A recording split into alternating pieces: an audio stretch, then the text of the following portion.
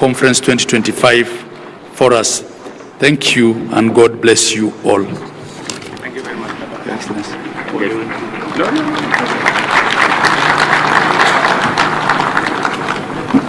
Thank you very much, Governor. Ladies and gentlemen, let's take our seats.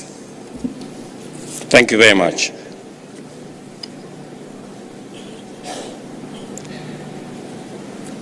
Your Excellencies, honorable members, distinguished ladies and gentlemen, good afternoon. I am delighted to be back in Homa Bay, the county of endless potential and possibilities, a place whose promise mirrors that of our great nation. Vast possibilities, many opportunities, awaiting bold action as we steadily unlock the full benefits of devolution. Our counties are critical frontiers and the powerful drivers of both national and local growth. This biennial Devolution Conference is therefore a moment to take stock, celebrate gains, and reimagine how we can accelerate progress for every county and every Kenyan. The theme of this year's conference speaks directly to our national vision, a Kenya where every citizen, regardless of region, gender, background, or status, has a fair and equal opportunity to thrive. Our Constitution's preamble commits us to human rights, equality, freedom, democracy, social justice, and the rule of law. This theme is a reminder of the bold, transformative journey we began and a call to remain true to our shared aspiration as a nation and as a people. Ladies and gentlemen, devolution has been transformative. It has fostered equity by distributing resources fairly and addressing historical imbalances. It has enhanced inclusion by empowering communities, empowering women, giving a chance to our youth, and extending a fair environment to persons living with disability for all of us to participate fully and meaningfully in the development of our nation. Social justice has taken root through accountable, transparent, and responsive governance.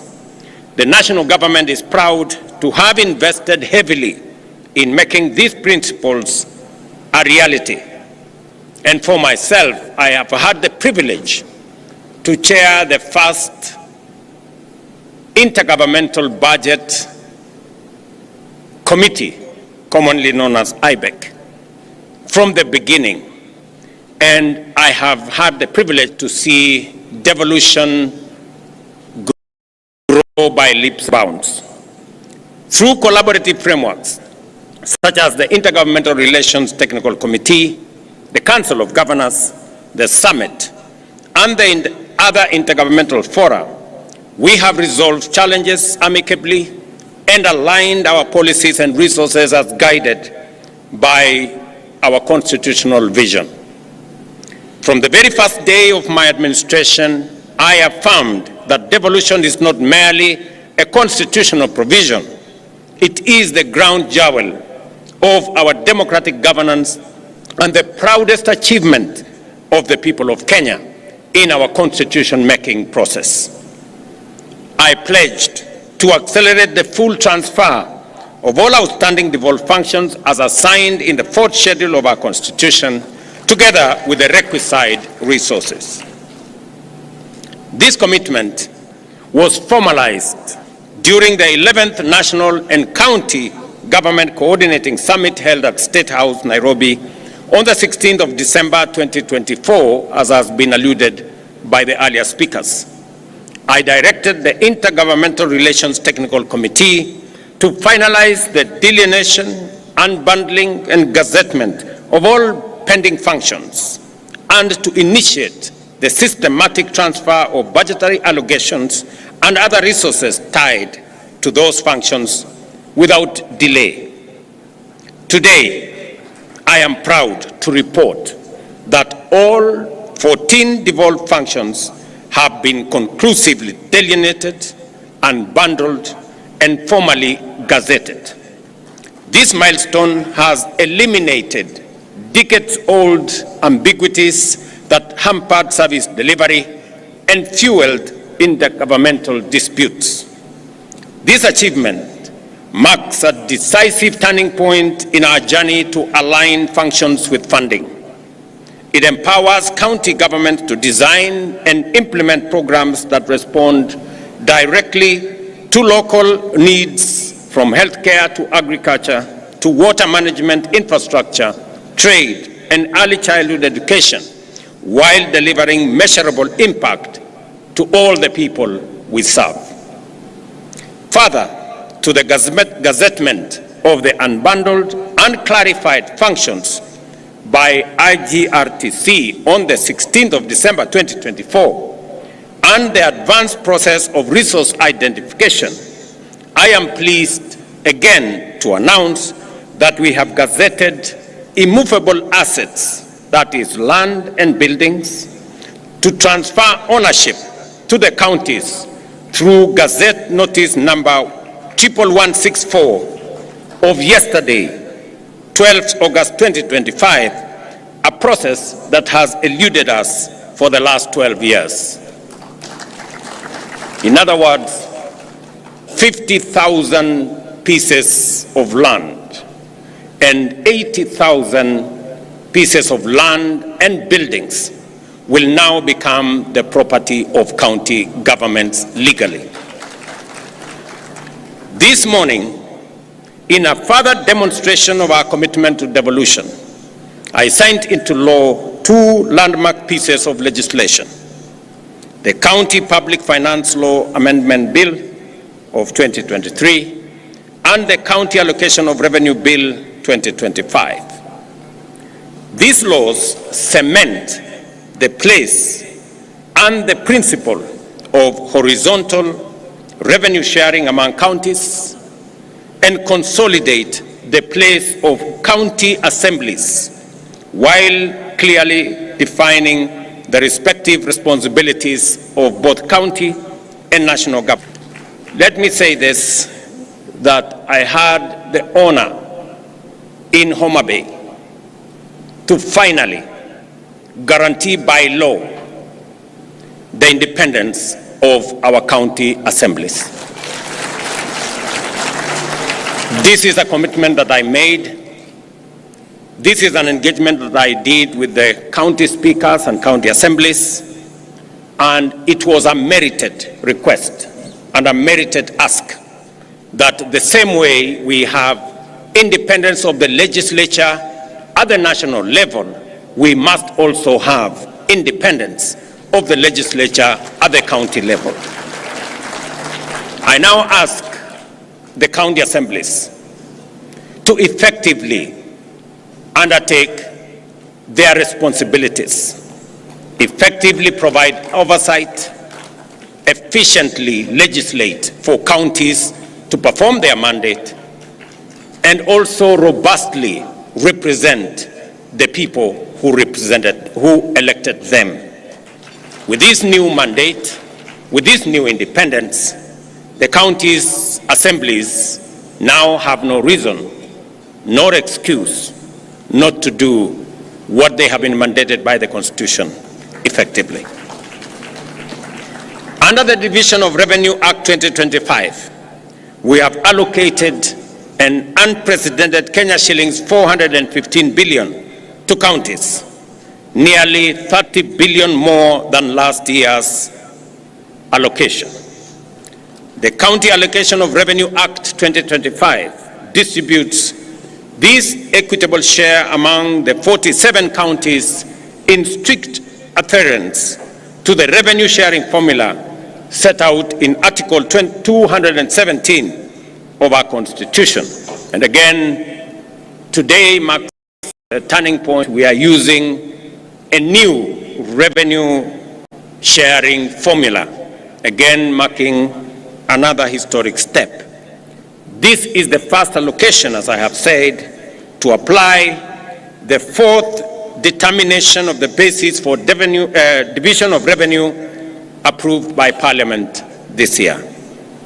This is not just more money.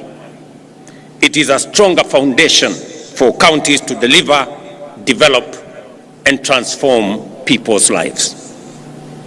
Ladies and gentlemen, despite operating within a tight fiscal space, the government has honored its commitment to timely disbursements, clearing all balances owed to counties for the just ended financial year.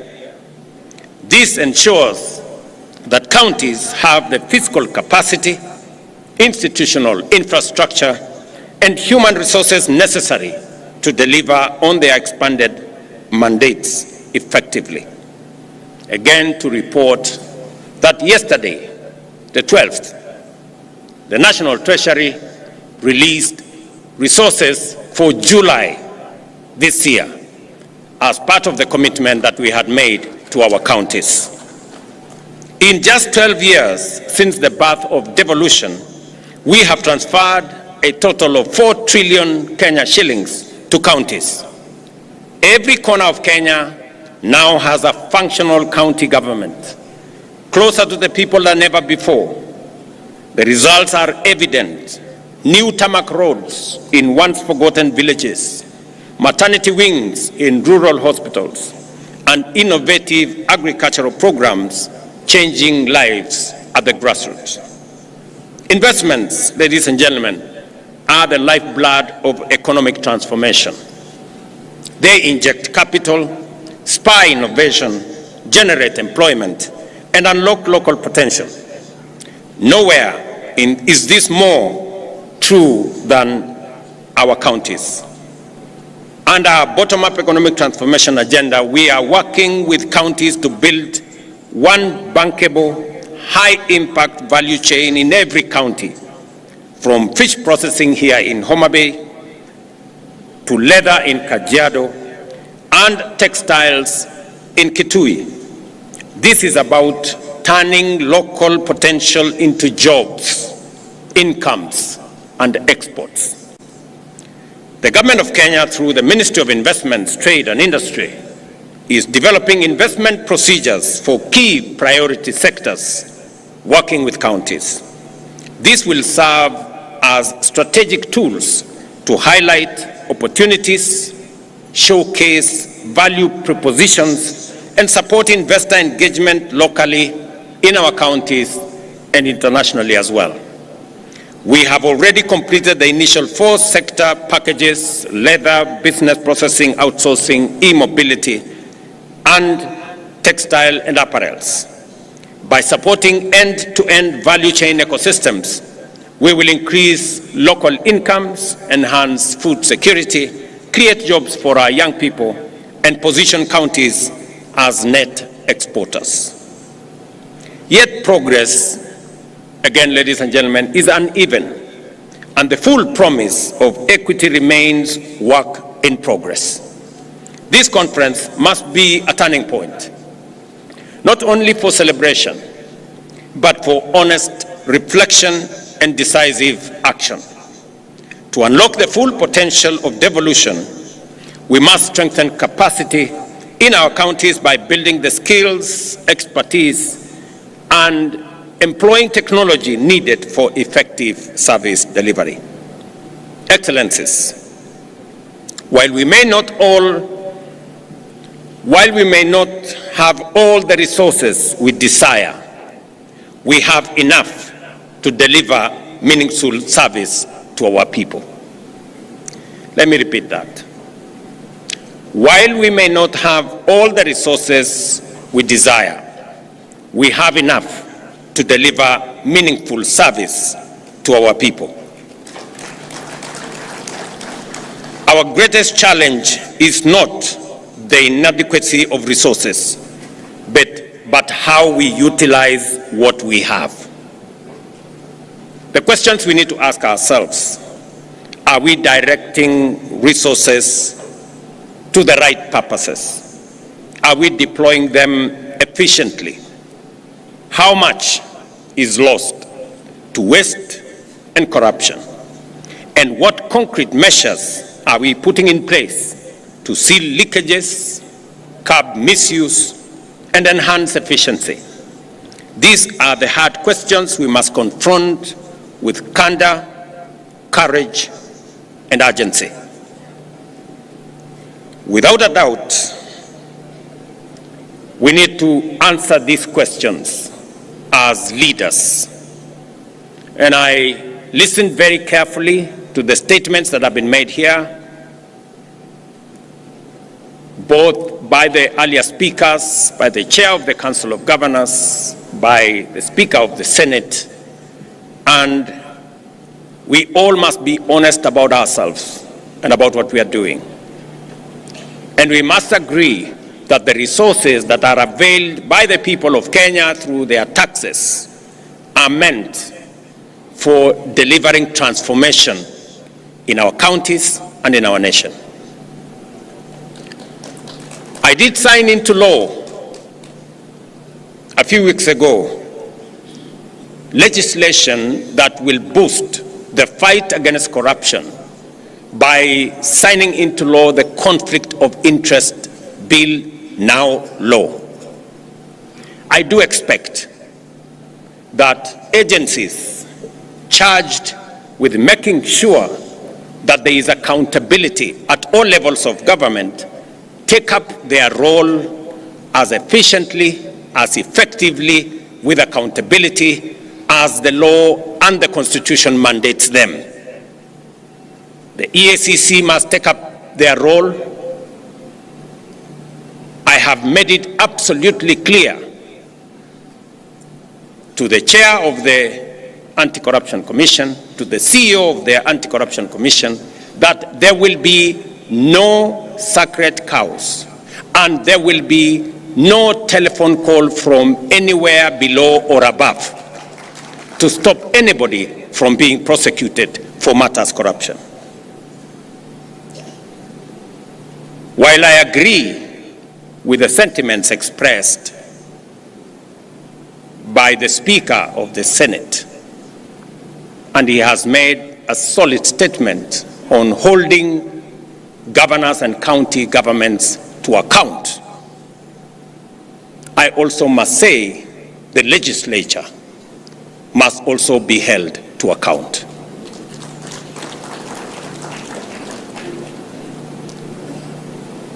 Because there is something going on in our legislature that we must call out. There is money being demanded from the executive, from governors, from ministers, from people in the executive, especially those who go for accountability before our houses of parliament. Mr. Speaker, it cannot continue to be business as usual. It is not possible that committees of parliament demand to be bribed, demand to be paid for them to write reports or to look the other way for what is happening in either the national government or the county governments. All of us must act together. The fight against corruption must be an all of society engagement and exercise and effort. I also want to ask the judiciary not to be a haven for the corrupt to hide behind judicial decisions. We have innovation that is only available in Kenya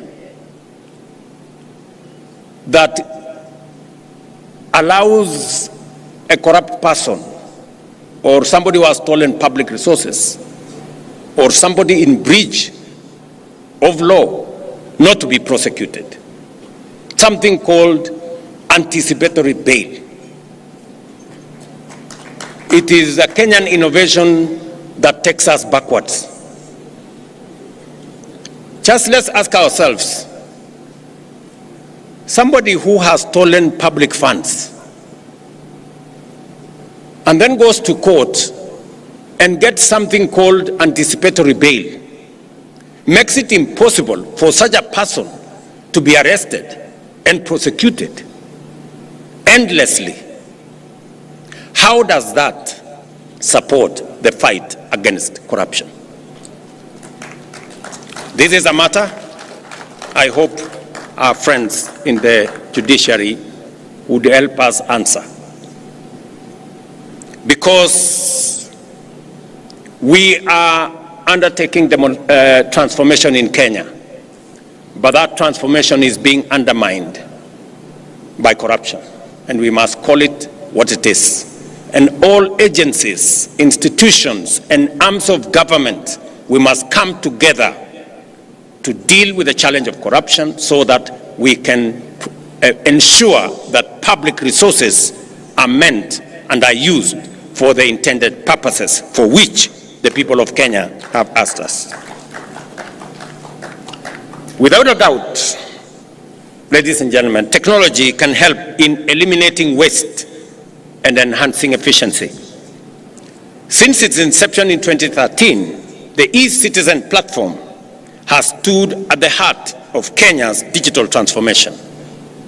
What began with a handful of services, about 300 then, has evolved into a 24/7 one-stop shop for over 22,000 government services, accessible from every part of Kenya and everywhere in the world. Today, more than 14 million Kenyans are registered on the e-Citizen platform, with 500,000 Kenyans logging in daily to access passports, driving licenses, business registration, land transactions, marriage certificates, police clearances, and much more. All without queues, intermediaries, brokers, or unnecessary bureaucracy. The results speak for themselves. Collections have surged more than 1,500%, from Kenya shillings 60 million to over 1 billion shillings collected by e-Citizen daily, translating to more than 500 billion annually. Ministries, departments, and agencies have seen revenue growth of up to 400%, supported by accurate projections and better planning. Equally, counties have integrated their digital portals with e-Citizen and have seen remarkable growth. Mombasa County, for example, revenues have rose from 1.6 billion to Kenya shillings 2.5 billion, a 61% growth. Kiambu County has seen revenue grow from 2 billion to 3.04 billion, a 52% growth. And Kajiado from 1.4 billion to 2 billion, a growth of 48%. Other counties such as Bomet, Tharaka Nithi, Meru, Embu have posted similar improvements. The platform has seen and has been an engine of economic opportunity, creating 600,000 jobs in ICT, support services, logistics, and other sectors, providing that digitization and proving that digitization is not just about convenience, but also about livelihoods. Most importantly, e-Citizen has been a powerful weapon against corruption. By eliminating cash handling and embedding full digital audit trails, We have reduced opportunities for bribery and made transactions traceable, fair, and secure. Citizens can now follow the process and the progress of their applications and payments online, confident that the process is impartial and transparent. I therefore urge all counties to collaborate, share best practices, and celebrate while accelerating the adoption of technology to boost efficiency, cut waste, and enhance revenue performance.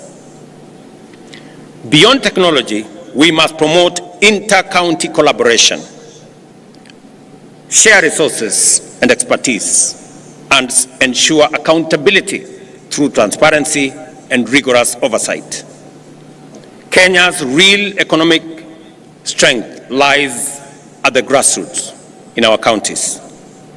Through the bottom-up economic transformation agenda, we are moving from raw material production to value addition, strengthening agro-processing, manufacturing linkages, and market access for SMEs and smallholder farmers. As we gather here in Homa Bay, I challenge every leader and citizen to renew our commitment to the spirit of devolution, invest in people-first policies and programs, ensure every shilling has impact, and bring government services closer to the people. Let me share two other things that I really wanted to say on this day, this very important day of devolution. I must congratulate county governments.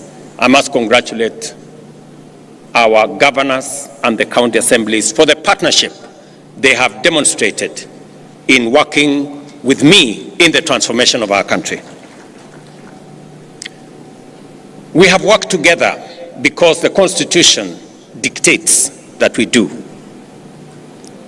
We have worked together on matters of health, from community health promoters, the people who engage with families, with homes every day, the greatest patriots that I know of. We have worked together with the counties, and I want to congratulate counties for sharing this resource so that we can bring health to be a reality and to be a right for all citizens, not a privilege for those who can afford. I am also happy that we have made tremendous progress in the delivery of our universal health coverage, working with counties. All the counties have signed into the program that will enable citizens access health at every facility in a way that doesn't exclude others. And as a result, we all know that more Kenyans are now in the bracket of SHA. 25.2 million Kenyans are already registered, many accessing service. I want to say in this Devolution Conference and ask my friends, the county governors, to help all of us and ensure that no facility charges citizens for a service already paid for by the government of Kenya. Let me state here that we have made provisions in the budget of 21 billion Kenya shillings to make sure that treatment, medicine at level 2, at our dispensaries, at our health centers, at our sub-county hospitals, all the way to level 4, outpatient facilities, outpatient treatment is paid for fully by the government of Kenya. And no facility, no dispensary, no health center or sub-county hospital should charge citizens who go to seek treatment, because the government of Kenya will refund for the treatment, for the medicine given to citizens at that level. I am saying this because there are counties that are still charging citizens in health centers and dispensaries and level 4 for treatment when that treatment is already paid for by the government of Kenya. We should stop it. And I want to ask you, colleagues, to help the citizens of our nation, because, as I have said, we do not want to make health a privilege. We want to make it a right for all citizens. Let me also say that today is a great day because our friends, the members of county assemblies, can breathe some fresh air, that they do not have to work under the direction of the county executives. But I have also told you that use that independence for the good of the people. I know there is yet another outstanding commitment that we agreed upon. And because I am a solid believer in savings and encouraging the culture of savings, the county assembly's pensions bill has already been passed by the Senate. It has gone through the first reading in the National Assembly. And I am confident that in the next couple of months, I will be signing into law the County Assembly's pensions bill into law so that county assemblies like the National Assembly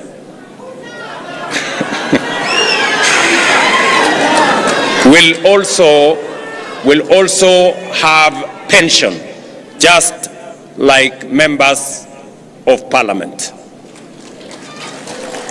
This pension, we agreed, is going to be contributory, just the same way the one in parliament is contributory, and it will assist us in making sure that we avoid old age poverty by people who have served in the public service.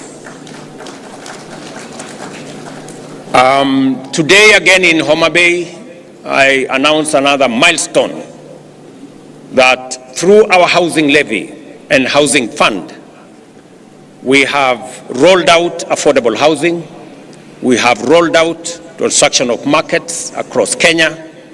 Today, we broke ground for the first ever hostel for student accommodation in Kenya. And here in Tom Mboya University, we will be building a hostel accommodation facility to host over 2,000 students, and we are rolling it across Kenya. We already have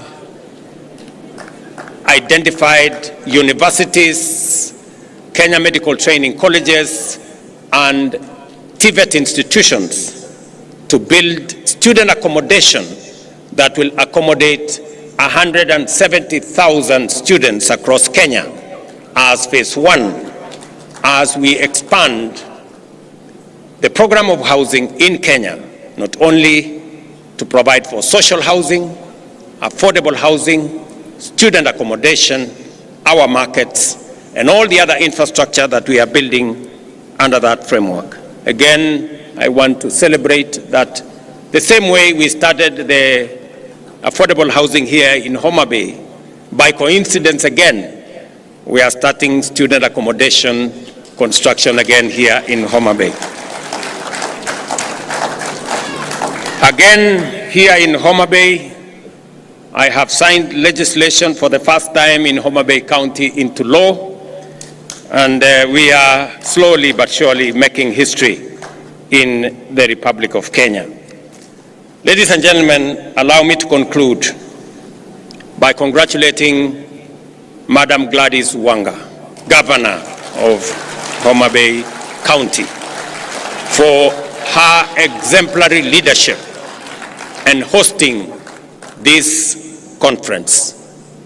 I also want to commend her for taking decisive action against the people who are running Rachuonyo facility, who we identified as one of the ones that were stealing our money. Thank you very much, Governor, for taking action swiftly. And I want to promise you that as you dismiss those people, we will look for them so that we can prosecute them, so that they can, we can hold them to account. And we are going to do it for all the other facilities that will try to steal from our resources meant for health. And finally, to this great school of Homa Bay, who have given us their grounds so that we can host this facility, I want to say thank you very much to this school. And as a small token of appreciation, the government of Kenya is going to provide 10 million shillings for the construction of the library, as I was informed by the governor. Thank you very much, Mwalimu, for allowing us to use these great grounds for this momentous event. For the people, for prosperity is not just a slogan.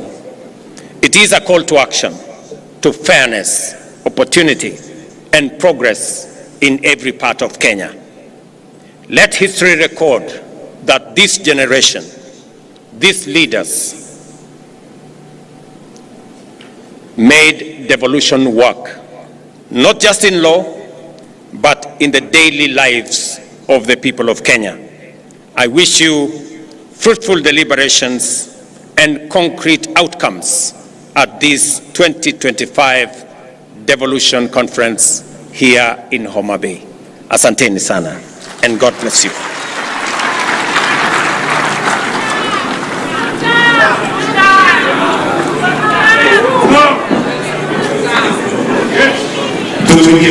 Tafadhali, Mheshimiwa Rais. Let us take our seats briefly, please. Kindly, we can just